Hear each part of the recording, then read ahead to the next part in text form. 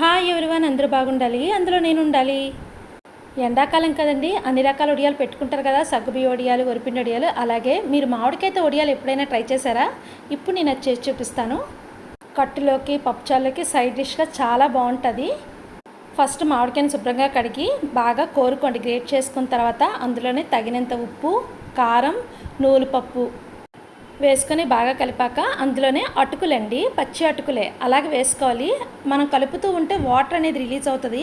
ఆ వాటర్కి సరిపడే అటుకులు అలాగ కలిపేంత వరకు, మనకి ఉండలా వచ్చేంత వరకు బాగా కలుపుకోవాలి. ఇప్పుడు మనం ఉదయం ప్రిపేర్ చేసాం అనుకోండి, సాయంత్రం ప్రిపేర్ చేసిన ఒక రాత్రంతా అలాగ మూత పెట్టి ఉంచేయాలి. ఆ మరునాడు ఓపెన్ చేసి మళ్ళీ ఒకసారి కలుపుకున్నాక అప్పుడు ఆ వాటర్ అబ్జర్వ్ అయ్యి అటుకులు నాని మామిడికాయతో వడియాలో ప్రిపేర్ అవుతాయన్నమాట.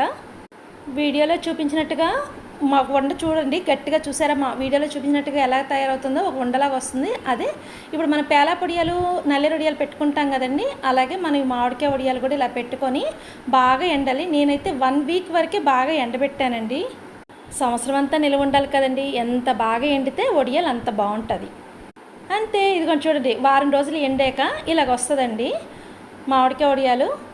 చాలా డ్రైగా బాగా ఎండాయి. మీరు ట్రై చేస్తారు కదా. బాయ్.